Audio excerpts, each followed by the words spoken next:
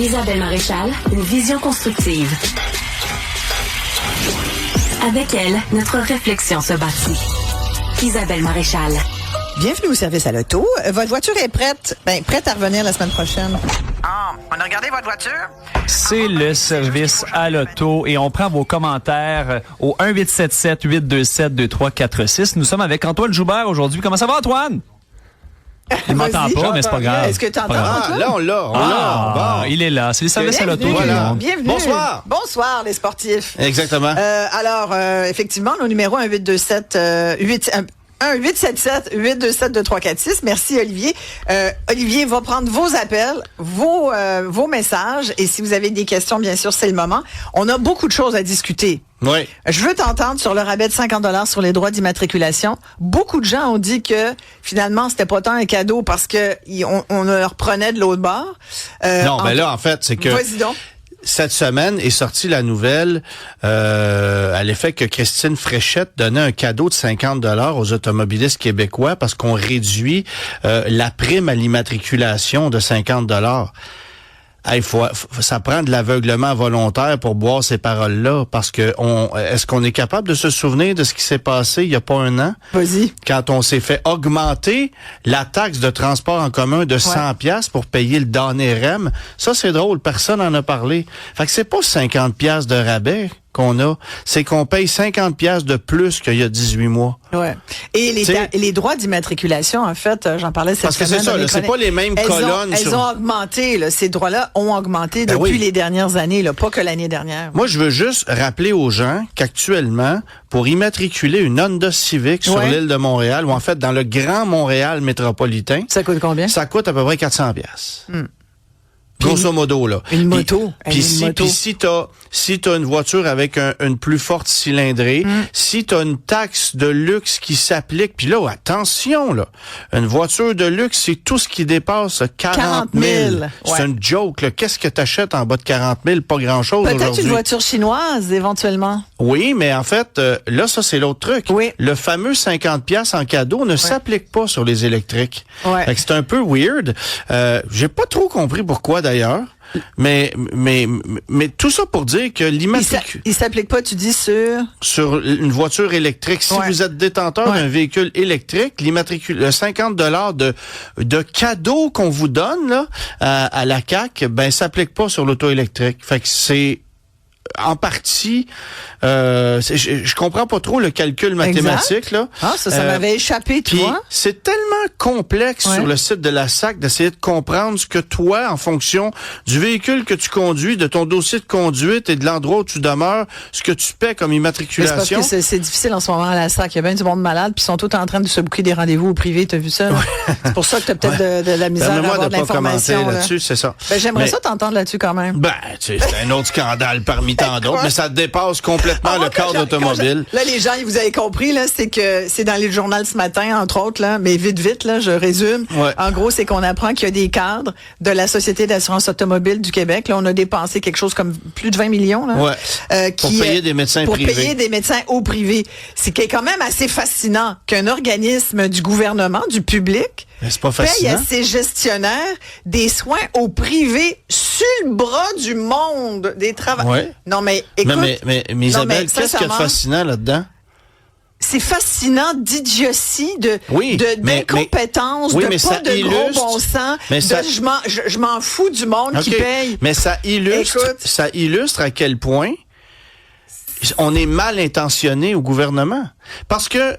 On est innocent, tu veux dire? Non, on n'est pas innocent.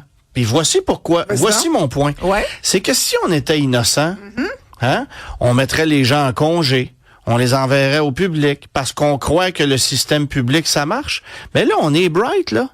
On fait payer le contribuable pour donner des bénéfices aux gens qui travaillent pour le gouvernement qui, eux, vont aller profiter d'un système qui marche pour vrai au privé. Parce que quand tu vas au privé, tu prends un rendez-vous avec un médecin à 10h et tu as ton rendez-vous à 10h. Puis si tu passes à 10h05, c'est parce qu'il revient des toilettes. Oui. Tu sais, et le rendez-vous, tu vas l'avoir à l'heure, puis tu vas avoir ton suivi. Au privé, tu lances ta ligne à l'eau, puis t'espères que ça morde. Tu sais, au public, terrible. Pardon. Fait que c'est pas fait que ça vient moi, juste. je trouve ça indécent. Oui, mais ça vient juste illustrer à quel point ils sont pas si caves que ça.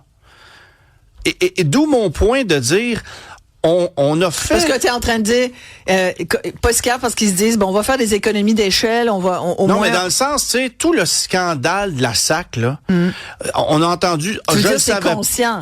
Ben oui, c'est conscient. Mais c'est comme du vol conscient. Ben oui, mais c'est pas je le savais pas, j'étais pas au courant, là, le syndrome Gérald Tremblay, là, on n'est pas là. Tu sais, on essaye de nous faire croire qu'ils sont innocents, puis qu'ils ont pas rien vu, puis que c'est juste de l'incompétence, puis que tu peux pas punir l'incompétence, fait que too bad. Alors que toi, tu dis c'est fait sciemment. Ben c'est fait, certainement que c'est fait sciemment. Je suis persuadé de ça. On fait pas, on n'engage pas uniquement des imbéciles, là. Je crois pas à ça, c'est pas vrai, là. Il y a des gens là-dedans qui sont mal intentionnés et qui profitent du système. Le gouvernement fait que oui, paye. Ben oui. Ben écoute, malheureusement, je me rallie quasiment un peu, mais je pense qu'il y a aussi un gros manque de jugement. Ben oui. Puis tant que c'est pas dans le journal, puis que le monde pour gueule, aller plus loin dans la nouvelle dont tu viens de parler, le ministre Benoît Charette a été dire en réponse à ça, je suis pas en accord avec ça. Au moment du renouvellement de la convention, à la fin de 2027, on va reconsidérer. Ouais, ben c'est parce que là ils ont signé des contrats. Ben non, mais c'est là qu'il faut que tu le coupes, pas dans un an et demi. Pourquoi briser le contrat? J'imagine qu'il y a Pourquoi tu peux pas? Parce que c'est le gouvernement. Il doit y avoir des pénalités. Des pénalités de qui? Avec les compagnies d'assurance. OK, mais c'est les plus hautes instances, là. Je veux dire, c'est eux les décideurs. Pourquoi tu peux pas? Tu comprends-tu? Il y a personne au-dessus qui décide. C'est là que ça se décide. Fait que pourquoi tu peux pas tirer la plug aujourd'hui? Pourquoi il faut que tu attendes un an et demi?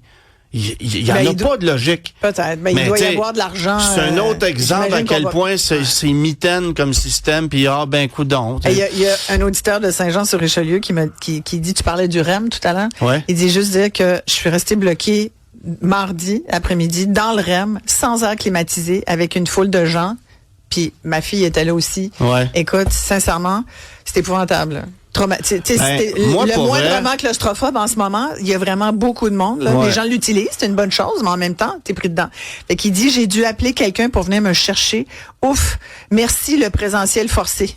C'est parce qu'ils ont été obligés d'aller au bureau. Là. Ça, c'est du niaisage. Ben, tu sais, j'avais cette discussion-là avec des collègues parce que, j'étais à l'aéroport à quelques reprises cette semaine. T'as-tu été pris là-bas?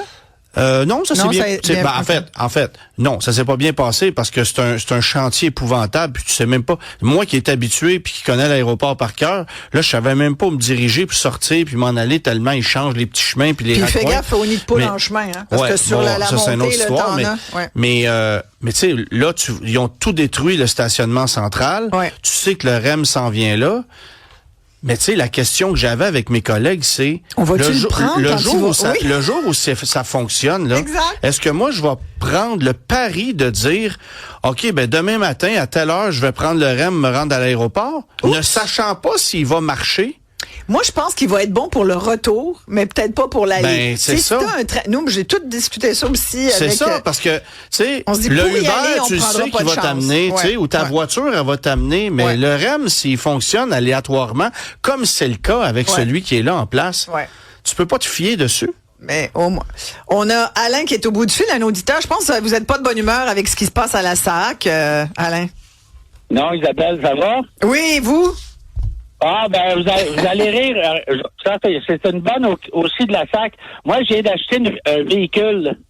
Ouais. Et on me donne, sur le concessionnaire, on me donne un transit de 8 jours pour avoir le droit d'immatriculer ma voiture, en attendant d'immatriculer ma voiture. Mais là, voyez-vous, mon rendez-vous, il était pris pour la fin du mois, soit hier. Fait que moi, je reste sur le plateau Mont-Royal. Fait que pour avoir une vignette, pour avoir le droit de stationner sur le bord de la rue, ça prend notre plaque. Ben oui. Fait que vu que j'avais pas ma plaque, je peux pas avoir de vignette. Fait que là, pendant 7 jours, je me suis fait donner à tous les jours $100 de contravention. Ben oui. Plus, je me suis fait intercepter par la police. Elle dit, votre transit est pas à jour. Je dis, madame, j'ai un rendez-vous demain, qui était hier, pour l'immatriculer. Ils m'ont donné une contravention, 530$. Ah ouais?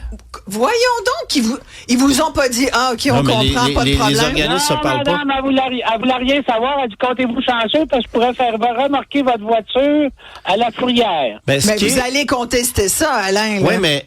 certainement, c'est déjà fait. C'est déjà fait. Fait qu'à date, là, j'ai 700$ de vignette. Mais je suis obligé, je veux pas être rabat-joie, mais je suis obligé d'être de pas être en désaccord avec la police. La police, elle doit appliquer une règle. Le véhicule, est-ce qu'il est immatriculé? Oui, mais c'est pas de la faute d'Alain, là. C'est pas de la faute d'Alain, c'est de la faute du système. La police, elle doit aussi... Oui, mais là, visiblement, encore là, jugement. Moi, je suis la police. Je vais dire, mon Dieu, excusez-nous, monsieur, on est désolé que ça vous arrive. OK, ben c'est correct. Vous avez un avertissement, toujours bien. C'est sûr qu'Alain, il veut que sa voiture soit légale. Mais je sais, mais tout le système ne fonctionne pas. Tu sais, t'as 3 paliers là-dedans, là. T'as le concessionnaire qui, lui, n'est plus autorisé à immatriculer un véhicule.